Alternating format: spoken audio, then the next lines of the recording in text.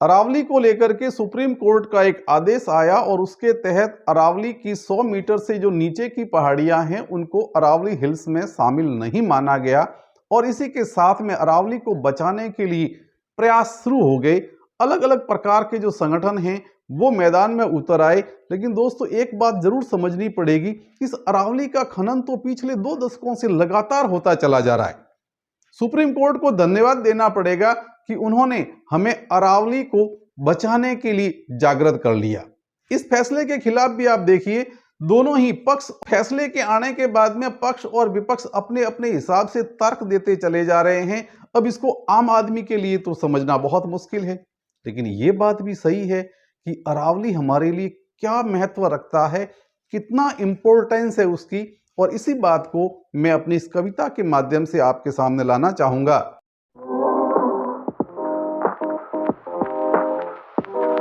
अरावली को बचाना होगा, तथ्यों सहित टकराना होगा, सुप्रीम कोर्ट में जाना होगा, अरावली को बचाना होगा। बताना होगा सुप्रीम कोर्ट को कि अरावली एक पर्वत श्रृंखला नहीं, 33 करोड़ देवी देवताओं की पुण्य स्थली है, तपस्वियों ऋषियों मुनियों की तपो स्थली है, आदिवासियों पशुपालकों की आश्रय स्थली है, पशु पक्षियों वन्य जीवों की शरण स्थली है। बताना होगा सत्ता में बैठे सत्ताधीशों को, राजनेताओं को कि अरावली के उजड़ने से उजड़ जाएगा राजस्थान, भारत बन जाएगा आधा थार का रेगिस्तान, वन्य जीवों पशु पक्षियों का बन जाएगा कब्रिस्तान और आश्रित लोगों के लिए बन जाएगा मरणिस्तान।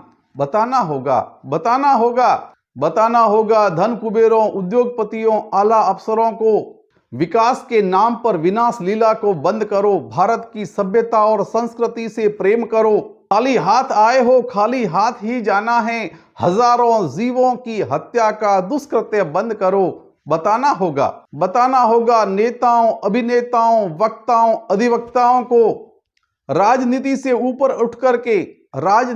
ऊपर उठकर सच को सच कहना होगा। अरावली के संरक्षण के लिए सुप्रीम कोर्ट जाना होगा, अटल अड़िग अविराम चलकर जीत का झंडा फहराना होगा।